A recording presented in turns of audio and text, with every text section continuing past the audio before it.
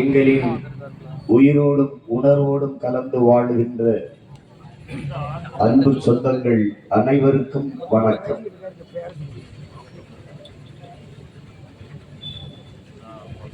தேசிய என்னுடைய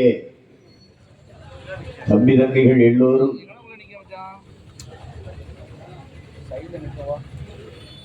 மலைகளின் அவசியத்தை எடுத்து விளக்கினார்கள்.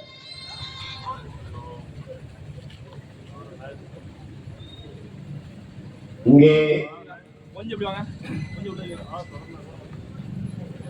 எங்களின் வளங்கள் களவு போய்க் கொண்டிருக்கிறது. அதை தடுக்க போராடுவதற்கு கூட எங்கள் நிலத்தில் எங்களுக்கு இடமில்லை. அனுமதி தர மறுக்கிற காவல்துறை அதிகாரிகளின் வருங்கால தலைமுறை பிள்ளைகளுக்கும் சேர்த்துத்தான் நாங்கள் போராடுகிறோம் என்கிற புரிதல் அவர்களுக்கு வர வேண்டும்.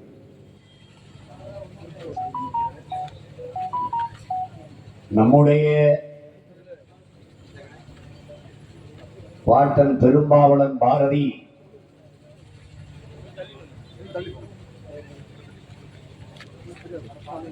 தண்ணீர் விட்டா வளர்த்தோம் சர்வேசா,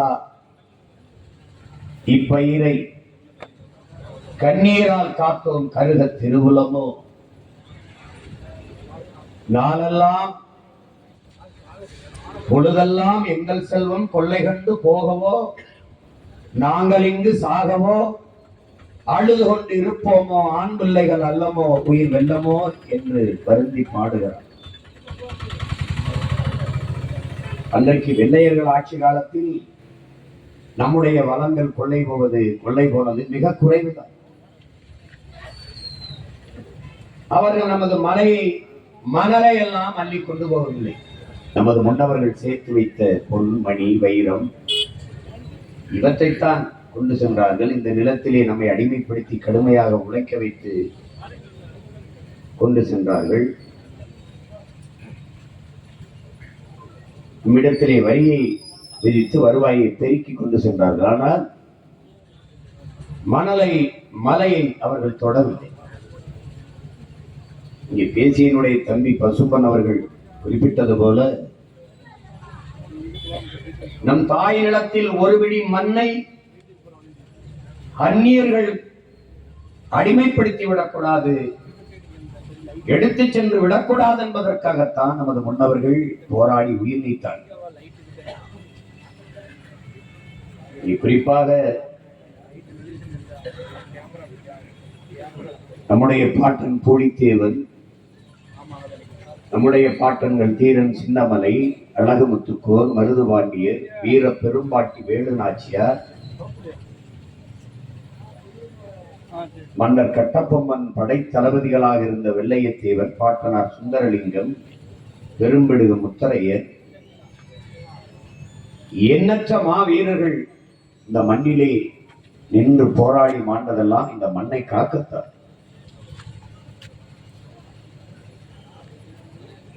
மன்னராட்சிகள் முற்றுப்பெற்ற பிறகு அதே நோக்கத்திற்காக, நிலத்தின் விடுதலைக்காக போராட்டம் நீண்டது. அதில் எண்ணற்ற பேர்கள் போராடினார்கள், சிறைப்பட்டார்கள், வதைப்பட்டார்கள், மிதிப்பட்டார்கள். அதிலே ஒரு மகன் மாடுகள் இழுக்க திணறுகிற செக்கை இதே இந்த மண்ணின் விடுதலைக்காக ஒரு மகன் இழுத்தார்.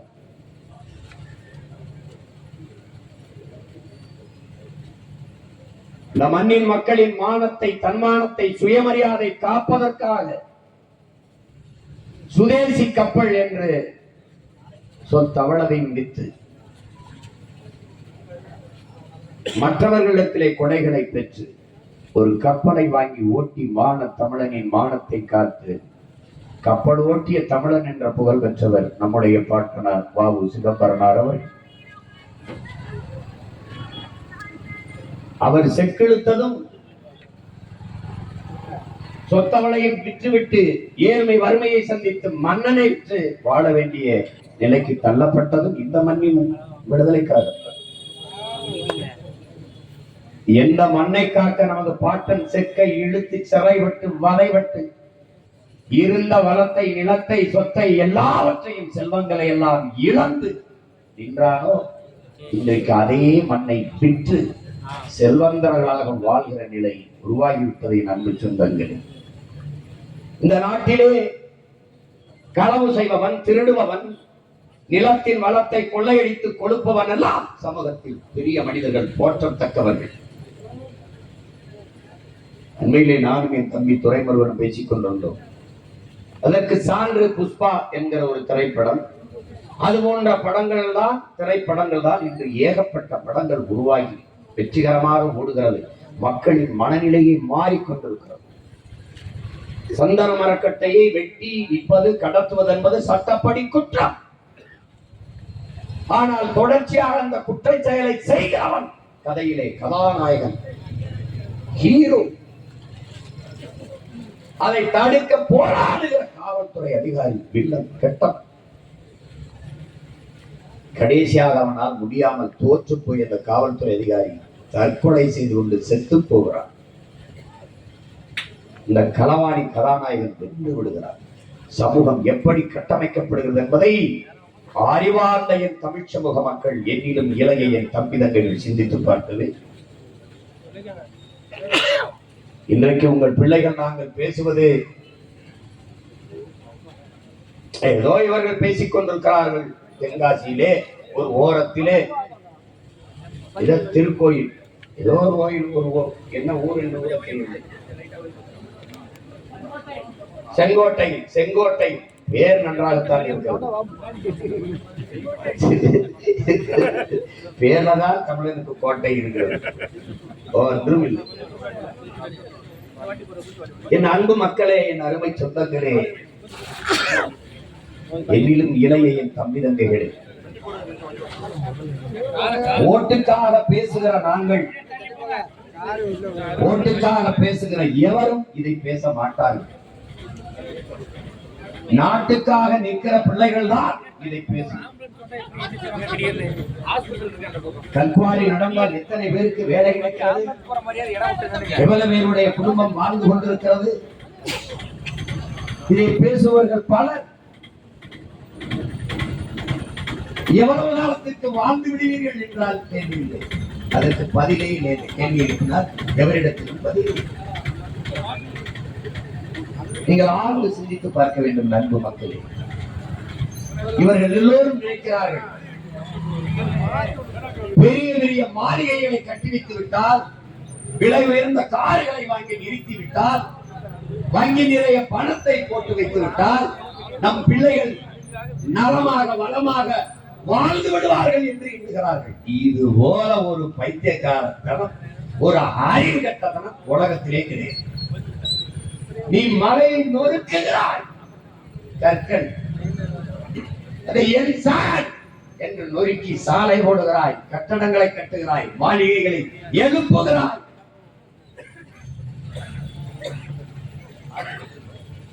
நொறுக்கி நொறுக்கி சாலை போடுகிறாய், துறைமுகங்கள் கட்டுகிறாய், எல்லாம் செய்கிறாய்.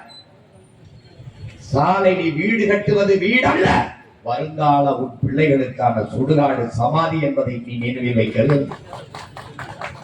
இதை நொறுக்கி மணலாக்கி சாலையை போடுகிறாய், ரோடு போடுகிறாய், வேகமாக செல்ல என்கிறாய். எங்கே செல்வாய்? அதுவும் வீட்டிற்கல்ல, சுடுகாட்டிற்குத்தான் என்பதை நீ புரிந்து கொள்ள வேண்டும். இந்த மலையில் என்ன இருக்கிறது? அப்படி என்ன இருக்கிறது? இது பூமி தாயின் இயற்கையின் அரும்பெரும் கொடை. 450 கோடி ஆண்டுகளாகிவிட்டது இந்த பூமி உருவாகி. சூரியனிலே ஏற்பட்ட பெருவெடிப்பிலே சிதறி சிதறி விழுந்த துகள்கள் தான் இத்தனை கோள்களும். அதில் ஒன்றுதான் இந்த பூமி. எத்தனையோ கோள்கள் இருந்தபோதும் பூமியில் மட்டும்தான் உயிரினங்கள் வாழ்வதற்கு வாய்ப்பு இருக்கிறது. அதற்கு காரணம் இங்குதான் காற்றும் நீரும் இருக்கிறது.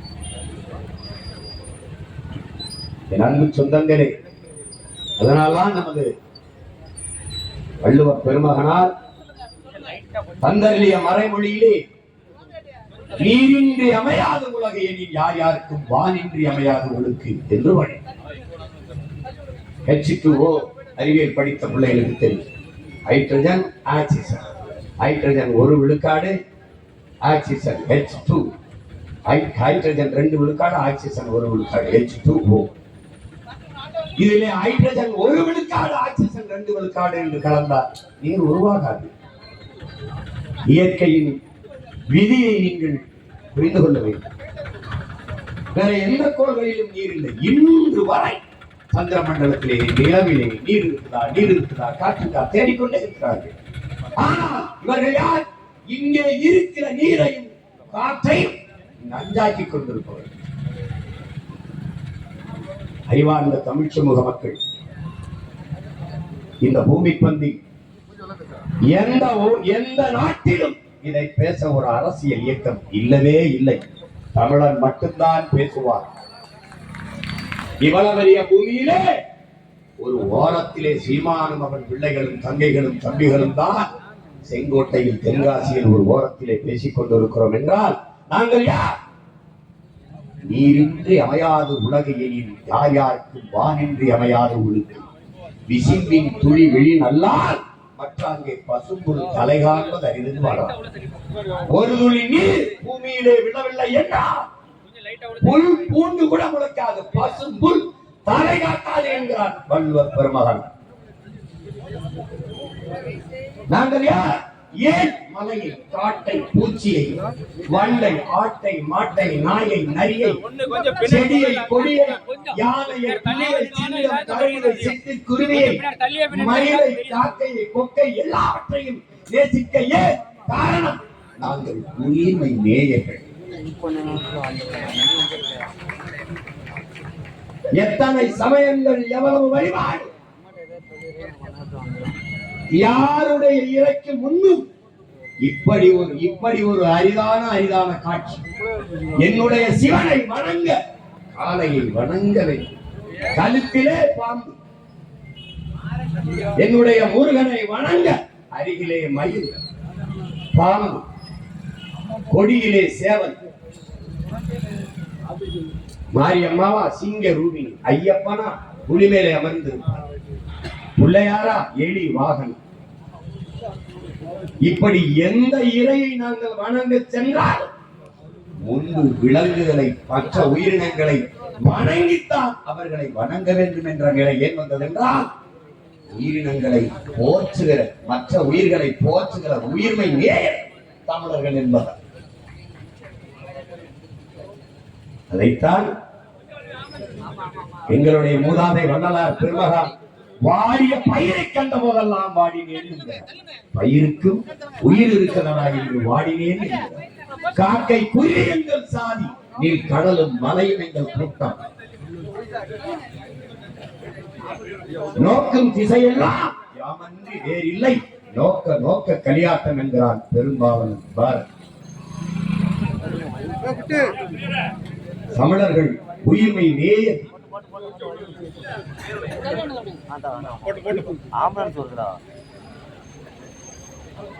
உலகத்தில் இப்படிப்பட்ட பெருமை எந்த இனத்திற்கு உண்டு? மண்ணை ஆண்ட மன்னர்களே கொடை வள்ளல்களாக இருந்திருக்கிறார். பாரி, ஓரி, பாரி, ஓரி, காரி, பேகன், ஆய், நல்லி, அதியமான் என 7 வள்ளல்கள்.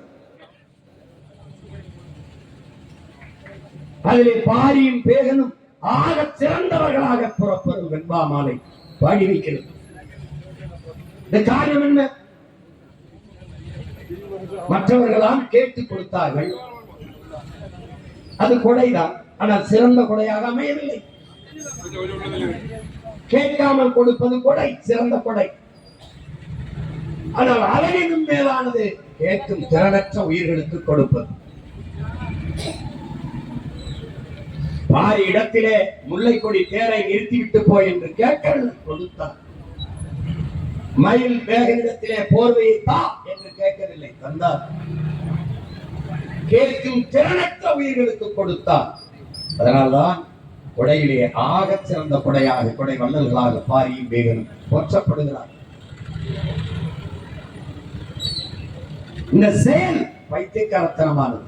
முல்லைக்கு குச்சியை ஒன்றினால் போதும் போதும், மயில் குளிரில் நடுங்காத அப்போதான் மகிழ்ச்சியாக தொகை வைத்து ஆடும் ஆடும். ஆனால் அதற்கு ஆபத்தோ என்று கருதினான் என் பாட்டன் வேகம் போர்த்தினார். செயல் இழிவானது, பைத்தியக்காரத்தனமானது, மரத்தனமானது, அறிவற்றனமாக தெரிகிறது. ஆனா மேலோங்கி நிற்பது என் முன்னவனின் உயிர்மை மேல்.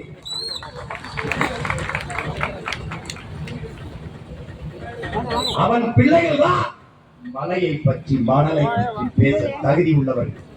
அதனால் நாங்கள் பேசுகிறோம். மலை என்பது மலை அல்ல, என் பூமி தாயின் முளை மார்பு என்பதை கற்றறிந்த தமிழ் பிள்ளைகள் அறிந்து கொள்ளவே. நம் தாயின் மார்பில் இருந்து நமக்கு பால், பூமி தாயின் மலை மார்பில் இருந்து நமக்கு அறிவி. அறிவார்ந்த தமிழ் தம்பிதங்கைகளே, எதிர்கால இந்த தமிழ் சமூகத்தை மாற்றி படைக்க காத்து நிற்கிற இளைய தலைவர் புரட்சியாளர்கள், நீங்கள் வெறும் ஓட்டாளர்களாக இல்லாமல் இந்த நாட்டாளர்களாக மாறுகிற வரை உங்கள் அண்ணன் இந்த மண்ணிலே கற்றுக்கொண்டுதான்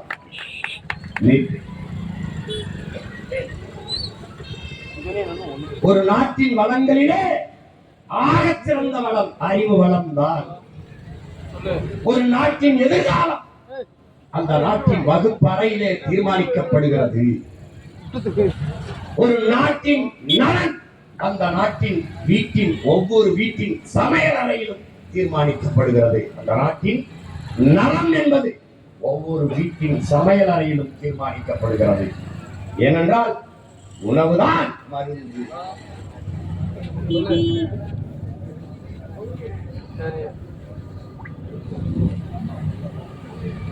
ஒரு நாட்டின் வளம் என்பது அந்த நாடு பெற்றிருக்கிற நிலத்தின் வளத்தை பொறுத்து அமைகிறது. ஒரு நாட்டின் நிலத்தின் வளம் என்பது அந்த நாடு பெற்றிருக்கிற நீரின் வளத்தை பொறுத்து அமைகிறது. அந்த நாடு பெறுகிற நீரின் வளம் என்பது அந்த நாடு பெறுகிற மழையின் வளத்தை பொறுத்து அமைகிறது. மழை பொழிவின் வளத்தை பொறுத்து அமைகிறது. அந்த நாட்டின் மழை வளம் என்பது அந்த நாடு பெற்றிருக்கிற மலைகளின் வளத்தை பொறுத்து அமைகிறது. இயற்கையின் சுழற்சி விதியை என்னரும் தம்பிதங்கைகள் புரிந்து கொள்ள வேண்டும். நாங்கள் முகவை சிவகங்கை ராமநாதபுரம் மண்ணின் பிள்ளைகள். எங்களுக்கு கடல் இருக்கிறது, ஆனால் மழை பொழிவில்லை. மதுரையிலே கடல் இல்லை, தேனி கம்பத்தில் குமிழியிலே கடல் இல்லை, ஆனால் மழை பொழிவு அதிகமாக இருக்கிறது. காரணம், கடல் எனக்கு இருக்கிறது, மழை இல்லை. கடல் அவனுக்கு இல்லை, மழை இருக்கிறது, அதனால் மழை பொழிவு இருக்கிறது. இந்த இயற்கையின் உண்மையை என் அன்பு தம்பிதங்கைகள், அறிவார்ந்த எனது தமிழ் சமூக மக்கள் புரிந்து கொள்ள வேண்டும். சூரியன் தந்தை, கடல் தாய், இருவரின் இணைவிலே நீராவி ஆகி அப்படியே வெப்பமாகி நீராவியாக மேலே வருகிறது. மேலே மிதந்து வருகிற நீராவியை காற்று தள்ளி கொண்டு வருகிறது. அது மேகமாவதில்லை. காரணம், அடர்த்தி கணம் குறைவு, அடர்த்தி குறைவு. அப்படி மிதந்து வருகிற ஈர பதத்தை சீம கருவேல மரமும் யூக்கலிப்டஸ் தைல மரமும் உறிஞ்சி விடுகிறது. காரணம், எல்லா மரங்களுக்கும் வேர்க்கும், அந்த மரங்களுக்கு வேர்க்காது. அவை இந்த நீராவியை உறிஞ்சி உட்கொண்டு விடும். அதனால் மேகம் உருவாகாமல் தடுத்து விடும். அதனால் சீம கருவேலை மரமும் யூக்கலிப்டஸ் தைல மரமும் அடர்ந்திருக்க பகுதியில் மழை பொழிவு குறைந்து விடும். அதனால்தான் அதை சமூக நல காடுகள் அல்ல, கேடுகள் அடிக்க வேண்டும் என்று உங்கள் பிள்ளைகள் துடிப்பதற்கு காரணம் அதுதான். அப்படி மிதந்து வருகிற ஈர பதத்தோடு அது மேகமாக மாற முடியாமல் சுத்தும். அதோடு காற்றிலே மிதந்திருக்கிற கரி, தூசி, இவற்றோடு மனித உடலின் வேர்வை, மரங்களின் வேர்வை, விலங்குகளின் வேர்வை, பறவைகளின் வேர்வை எல்லாம் நீராடியாகி மேலே சென்று சேர்ந்து கணம் அடர்த்தியாகி மேகமாக உருவெடுத்து அப்படியே செல்கிறது. நீரை சுமந்து செல்கிறது. அதை தள்ளிக்கொண்டு போவது யார் என்றால் காற்று. அந்த மேகத்தை தடுத்து நிறுத்துகிற பேரரண் யார் என்றால் அவர்தான் இந்த மலை. என்னிடத்திலே நீராவியாகி வருகிற அந்த மேகத்தை தடுத்து நிறுத்துவது 300 அடி உயரத்திற்கு மேலே 3000 அடி உயரத்திற்கு மேலே உயர்ந்திருக்கிற மேற்கு தொடர்ச்சி மலை. அந்த மலைக்கு மேலே 300 அடி உயரத்திற்கு உயர்ந்திருக்கிற காடுகள் தடுத்து நிறுத்தி விடுகிறது மேகம். நீங்கள் இன்றும் பயணம் செய்யும் போது அன்பு தம்பி தங்கைகளை, அறிவார்ந்த என் சொந்தங்களை, வாகனங்களில் செல்லும் போது திரும்பி பார்க்கும் போது நம்ம அப்பாவும் தாத்தாவும் தலைப்பாவை கட்டுவதை போல, வெள்ளை துண்டில் கட்டுவதை போல மலை தலப்பா கட்டி இருப்பதை பார்ப்பீர்கள். மேகம் வெள்ளையாக மலை மேலே படுத்திருப்பதை அவர் தடுத்திருப்பார். எங்கே குளிர்ச்சி இருக்கிறதோ அங்கே மேகம் மலையை கொட்டிவிடும். மலை மேலே உயர்ந்திருக்கிற அடர்ந்த காடுகள் எப்போதும் குழு குழு என்று குளிர்ச்சியாக இருப்பதால் மேகம் மலையை அங்கே கொட்டி விடுகிறது. இதைத்தான் நம்முடைய அப்பா நம்மாழ்வார் அவர்கள் மேகத்தை அறுவடை செய்து மலையாக பூமிக்கு கொண்டு வருகிற ஆற்றல் மரங்களுக்குத்தான் உண்டு. அதனால்தான் மரம் வளர்ப்போம், மழை பெறுவோம் என்று நாம் எழுதி வைக்க காரணம் அதனால். அந்த மலை அங்கே கொட்டுகிற மழை பொழிவை உடனே உருண்டு பூமிக்கு வரவிடாமல் தடுக்குகிற பேராற்றல் கொண்டதாக மரங்கள் இருக்கிறது. அது இலைகளிலே கொட்டி அப்படியே வேரிலே கசிந்து மரத்தை கசிந்து பல காலங்களாக அந்த இலைகளை மக்கி மக்கி வேரோடு இருந்து அதுவே ஒரு மண்ணாக புது வடிவம் எடுத்திருக்கிறது. அந்த மண் அப்படியே உறிஞ்சி தண்ணீரை வைத்துக் கொள்கிறது. அங்கிருந்து உருண்டு ஓடி வருகிற நீரை அப்படியே சோலை காடுகள் என்று புற்கள் அடர்ந்து இருக்கிற பகுதிகள், அந்த புற்கள் தன் உணவுக்காக நீரை வேர்களிலே பிடித்து வைத்துக் கொள்கிறது. பிறகு அங்கிருந்து உருண்டு வருகிற அந்த நீரை கிராஸ் லேண்ட், புல்வெளி என்று இருக்கிற சமதளத்தில் இருக்கிற புல்வெளிகள் அப்படியே நீரை தேக்கி வைக்கிறது. அங்க இருக்கிற புற்கள் வேர்களிலே தங்கள் உணவுக்காக பிடித்து வைக்கிறது. அதிலும் இருந்து சில சில சில சில சில சில துளிகள் உருண்டு உருண்டு ஒரு சின்ன பிள்ளைக்கு தட்டிலே சோறை வைத்தால் அள்ளும் போது 4 வரிக்கை உள்ளே 2 வரிக்கை கீழே விடுமே, அது போல இந்த புற்கள் தன் உணவுக்கு போக மீதி இருக்கிற துளிகளை உருட்டி விடுகிறது. பல கோடிக்கணக்கான புல்களில், இலைகளில், மரங்களில் இருந்து உருண்டு ஓடி வருகிற நீர்த்துளிகள் சேர்ந்துதான் அருவியாக கொட்டுகிறது. அதுதான் நீ பார்க்கிற குற்றால அருவி. நீ அருவியாக கொட்டுகிற நீரை பார்க்கிறாய். அதை கொட்ட வைக்க பல கோடிக்கணக்கான உயிரினங்கள் வேலை செய்கிறது என்பதை நீ புரிந்து கொள்ள வேண்டும். இதை யார் கற்பிப்பா? அப்பாவோ, கொப்பாவோ, தாத்தாவோ எவரும் கற்பிக்க மாட்டான். யார் கற்பிப்பா? தமிழ் தாய் பிள்ளைகள், இந்த மண்ணின் மக்கள், உங்கள் பிள்ளைகள் நாங்கள் தான் அக்கறையோடு சொல்லு. இது ஓட்டுக்கான பேச்சா? இல்லை. ஆனால் நாங்கள் பிறந்த நாட்டுக்கான பேச்சு, எதிர்கால எங்கள் பிள்ளைகள் வாழப்போகிற நாட்டுக்கான பேச்சு, அதுதான் எங்கள் மூச்சு.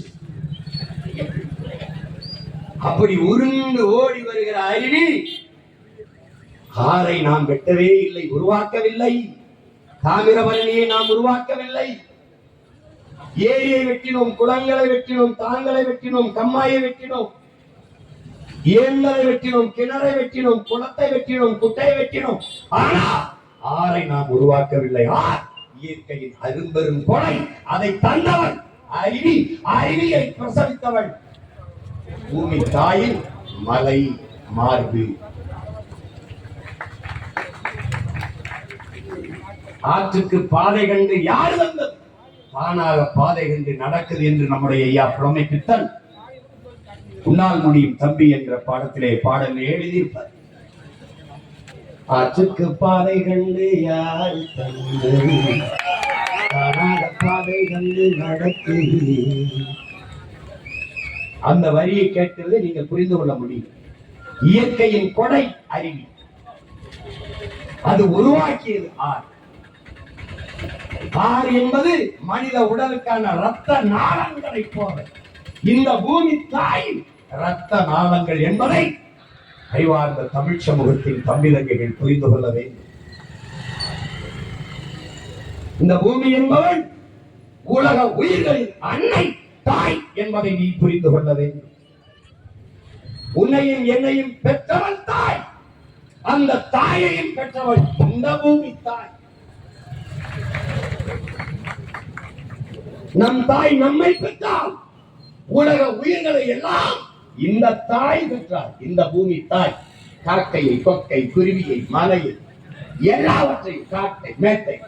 நீங்கள் அறிவார்ந்த சொந்தங்களே, நீங்கள் எல்லோரும் பார்க்கிறீர்கள். நீங்கள் பார்க்கிற உங்கள் இந்த கண்களுக்கு தெரிகிற எல்லாவற்றையும், விண்ணிலே பறக்கிற விண்ணூர்தி, சந்திர மண்டலத்தை தொட திரட்டுகிற உயர பறக்கிற விண்கலம், கண்டமிட்டு கண்டம் பாய்கிற வெடிகளைகள்,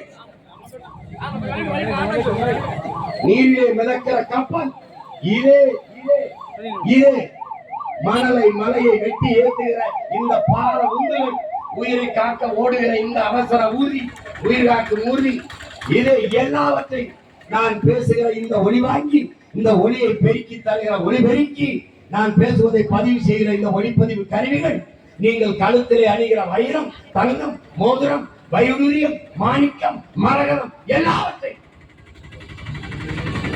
விண்ணை தொடுகிற உயரத்திற்கிற கட்டடங்கள், கண்ணாடிகள், எல்லாவற்றையும்,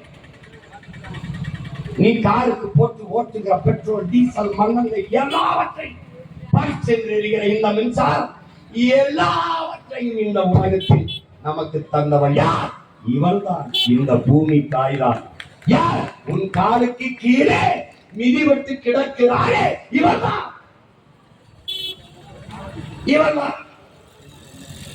பேரன்பு கொண்டு நாங்கள் நேசிக்கிற என் அன்பு சொந்தங்களே, நம்மை பெற்ற தாய் 10 மாதம் தான் சுமக்கிறார்,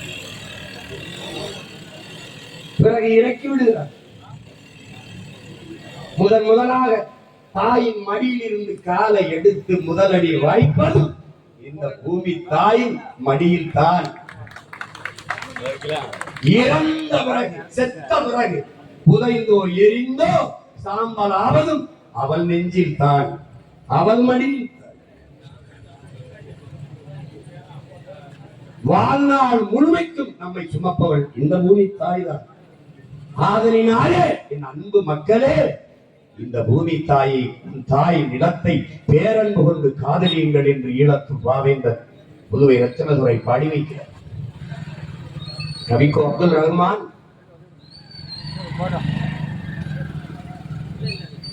நீ இறந்த பிறகு உன்னை பெற்ற தாய் கூட பிணம் என்று ஒதுக்கி விடுகிறார். ஆனால் 10 மாதம் வயிற்றிலே சுமந்த தாய் கூட உன்னை பிணம் என்று ஒதுக்கி விடுகிறார். அதன் பிறகு தன் வயிற்றுக்குள்ளே உன்னை வாங்கி தாங்கிக் கொள்கிறார் பூமி தாய். உன் தாயிலும் மேலானவன் இந்த தாய். முத்தமிழ் பேரறிஞர் ஐயா வைரமுத்து அவர்கள் தாய்ப்பாலும் தண்ணீரும் மலிவாக கிடைப்பதனாலேயே இந்த மானுட சமூகம் அதை மதிப்பதில்லை என்கிறார்.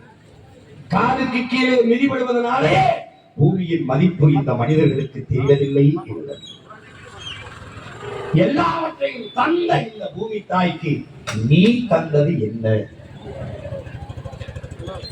மரங்கள் கூட நன்றி உணர்ச்சியோடு பூமி தாய்க்கு வேருக்கு மலர்களை கொட்டி, இலைகளை கொட்டி உரமாக்குது, மலர்களை கொட்டி நன்றி சொல்லுது. ஆனால் நீ ஆறறிவு பிடித்த அற்பம் மறு மிருகமே, பொழிய மிருகமே, நீ அந்த தாயின் நெஞ்சிலே குண்டை போடுகிறாய், மண்ணையிலே குண்டை போடுகிறாய். ஈத்தேன் எடுக்கிறேன் என்று ஈரக்குலையை அறுக்கிறாய், இதயத்தை பிடுங்குகிறாய், சிறுநீரகத்தை அறுக்கிறாய், எல்லாவற்றுக்கும் மேல குப்பைகளை, நாச கழிவுகளை அவன் முகத்திலே கொட்டி மூடுகிறாய். இது போல ஒரு ஈன கூட்டம் பூமியில் எங்கும், சிங்கமா, புலியா, கரடியா, நாயா, நரியா, எதுவும் கடைசியாக பரிணாம வளர்ச்சியிலே வந்த சமூக மிருகமாக இருக்கிற இந்த மனிதனால் தான் இந்த தாய்க்கு இவ்வளவு பெரிய கொடுமை நிகழ்ந்து விட்டது. தாயின் மாறிலே பால் குடிக்கலாம், அந்த மாலை அறுத்து ரத்தம் குடிப்பது எவ்வளவு கொடுஞ்செயலோ அதைத்தான் இந்த கொடும் பாவிகள் செய்து கொண்டிருக்கிறார்கள்.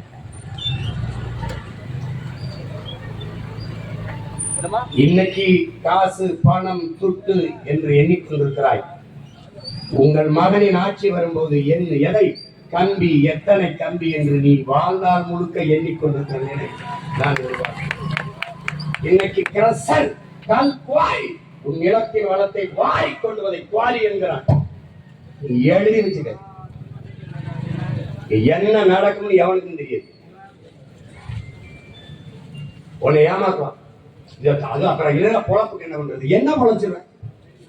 என்ன பொழைச்சிருவேன்? கேட்கிறதுக்கு பதில் சொல்ல. இவர்கள் எப்படி பண்ணுவார்கள்? பச்சை பசையில் என்று விளைகிற விளைநிலங்களை அழித்து விண்ணூர்தி நிலையம் ஏர்போர்ட் கட்டுவார்கள். அந்த விண்ணூர்தி நிலையத்திற்கு பெயர் பசுமை ஏர்போர்ட், பசுமை வானூர்தி நிலையம் பேர். மரங்களை எல்லாம் வெட்டி விட்டு சாலை போடுவார்கள், பேர் பசுமை சாலைகள். பசுமையை சேர்த்துக்கணும். ஏன்னா மக்களை மயப்பது பசுமையா இருக்கு. எங்க இருக்குது மரம்? எங்க இருக்குது பசுமை? இந்த மரங்களை இவர்கள் வெட்டி அழிக்கிறார்கள். நாம் நட்டு வைத்து விட்டு போகலாம். நம் பிள்ளைகளுக்கு நீரை உறிஞ்சி விற்கிறார்கள். நீர் உலக உயிர்களின் உயிர் தேவை. அது மனித தேவை மட்டுமல்ல, இந்த மரத்திற்கு உண்டு, இந்த செடிக்கு உண்டு, புல்லுக்கு உண்டு, பூவுக்கு எல்லாவற்றுக்குமான உரிமை நீர். அதை இந்த மனிதன் அற்ப மனிதன் ஆறு குழாயை போட்டு போட்டு உறிஞ்சி உறிஞ்சி விற்கிறார். 400 அடிக்கு குழாயை போட்டு உறிஞ்சினால் இந்த மரம் 400 அடிக்கு வேற கீழே விட்டு நீரை எடுக்க முடியுமா? முடியாது. ஆனால் நாம் தடுக்கலாம். ஒரு நல்லவன், ஒரு நேர்மையாளன், இந்த பூமி தாயை பேரன் ஒன்று நேசிக்கிற அவள் மகன் வருகிற போது அதை தடுக்கலாம். நீரை எண்ணற்ற குளங்கள், ஏரிகள், நீர் தேக்கங்களை உருவாக்கி தேக்கி வைத்து விட்டு செத்து போகலாம். ஆனால் இந்த மலையை, இந்த மணலை எப்படி உருவாக்குவது? தாமிரபரணி ஆறு இன்றைக்கு சாக்கடை கால்வாயாக மாறிவிட்டது. மாற்றிய வஞ்சவன் இவன் வெட்டி அறுத்து விட்டு திண்டி செத்து போவான். எங்கே போய் அவனை தேடி பிடிப்பான்? என்ன செய்வாய்? உன் அழுகையால், உன் தொழுகையால், உன் ஜபத்தால், உன் வழிபாட்டால் அதை எங்கெல்லாம் இந்த மலையை வளரச் செய்ய முடியுமா? முடியுமா? ஆற்றில் மணலை அள்ளுகிறீர்கள். மனித உடலுக்கு தோல், ஆற்றுக்கு மணல். தோலை செடிக்கு விட்டால் மனிதன் நோய் தொற்றி வந்து இறந்து விடுவான். மணலை அள்ளிவிட்டால் ஆறு செத்து விடும். உலகத்திலே தலை சிறந்த நீர் வடிகட்டி, தலை சிறந்த நீர் தேக்கி மணல் தான். அந்த ஆற்றல் உலகத்தில் எவனுக்கும் இல்லை. இதே தூத்துக்குடியிலே கடல் இருக்கிற செல்லுங்கள். கடல் நீரை அள்ளி குடித்து பாருங்கள், உப்பு கைக்கும். 2 அடி தள்ளி பாருங்கள், 2 அடி.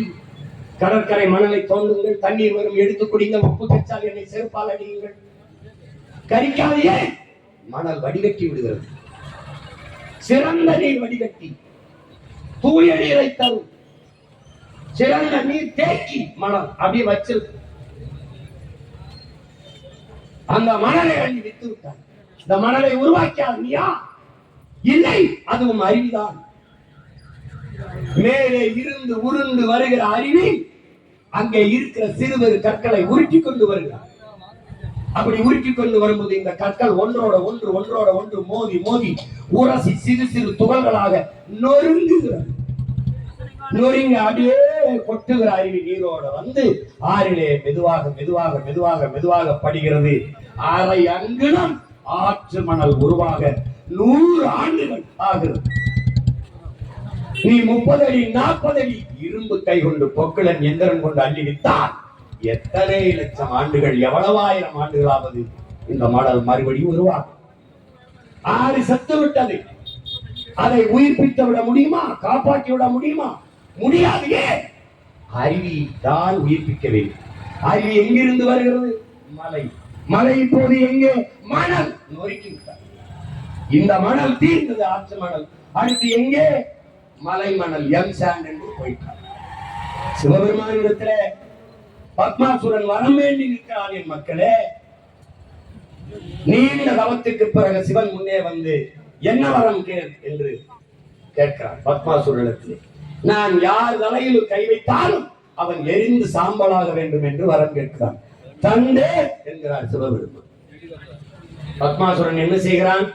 நீ கொடுத்த வரம் பலிக்குதா இல்லையா என்று பார்ப்போம், உன் தலையில் கையை வைத்து பார்க்கிறேன் என்று கை வைத்தான். தெரிச்சு ஓடுகிறார் சிவன். எங்கே இருந்து அருவி வந்தது, எங்கே இருந்து ஆறு வந்தது, எங்கே இருந்து மணல் வந்தது? இந்த மணலை தின்னு ஆறை கெடுத்த பிறகு எங்கிருந்து வந்தது? மலை. வைத்தான் கையை மலையிலே. எம் சான், நீ எழுதி வச்சுக்கிறான், நான் சத்தியத்தின் மகன் தான். இந்த பூமி தாயை நான் பேரன் முன்னு காதலிக்கிறதுமே நான் வெல்லுவேன், வாழ்வேன். என்ன நடக்கும் எனக்கே தெரியாது.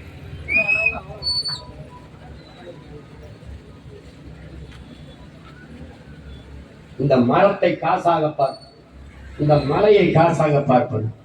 உனக்கு பால் ஊட்டி வளர்த்த தாயின் மார்பை கரியாக பார்க்க முடியுமா? இதை அறுத்து சமைத்து சாப்பிட்டால் சுவையாக இருக்கும் என்று உன்னால் எண்ண முடியுமா?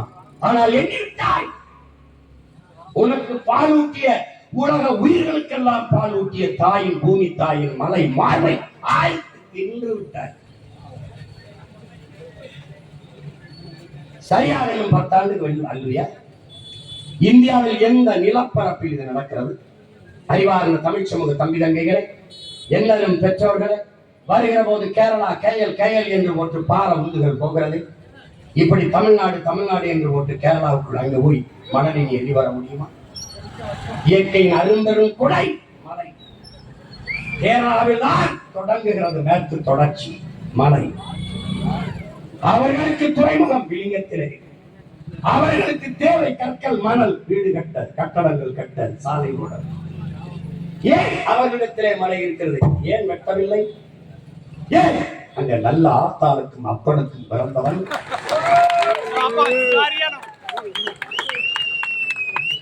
மானத்தாயின் மாரிலே பால் குடித்து வளர்ந்தவன், தான் பிறந்த மண்ணை பேரன்பு கொண்டு நேசிக்கிறவன் அங்கே வாழ்கிறான், ஆளுகிறான். அவர்களுக்கு பெற்றவனே அப்பனாக இருக்கிறான். நமக்கு ரொம்ப நாளா மற்றவனே அப்பனாக இருக்கிறான். மான தமிழனுக்கு எவனோ தந்தை, எவனோ அப்பன்.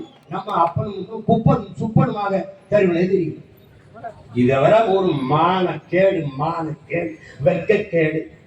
எந்த அப்பன் நான் பிள்ளைகளை குடிச்சு சாக வைப்பான்? எந்த அப்பன் குடிச்சு சாக வைப்பான்? எந்த அப்பன், எந்த அப்பன் பிள்ளைகளுக்கு உப்பா கிண்டி போடு? எந்த அப்பன் கொடு? ஏன் கேரளாவில் மலைகள் வெட்டப்படவில்லை? கேரள மக்களின் மணல் தேவைக்கு ஏன் அங்கு எம்சாண்டு உருவாக்கப்படவில்லை? இதை ஏன் நீங்க கேட்பதில்லை? மதுரை நீதிமன்றத்திற்கு வழக்கு வருகிறது. ஒரு மீரா என்கிற நீதிபதி அவர்கள், பெண் நீதிபதி, வழக்கை தொடுக்கிறது. இந்த அவர்கள் சார்பாக வாதிடுகிற வழக்கறிஞர் என்ன சொல்கிறார்?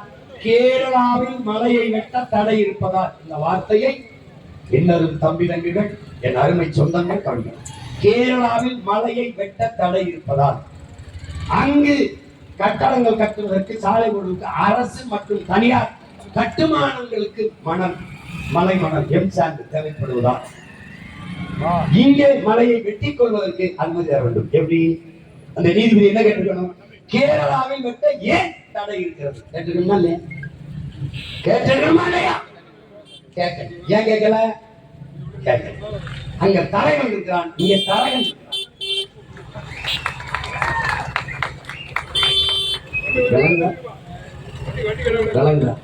நாங்கள் பேசுகிற எங்கள் மொழியில் இருக்கிற இந்த வழி இருக்குல்ல, இந்த வழி உங்களுக்கு புரிந்தா என் மொழி உங்களுக்கு புரியும்.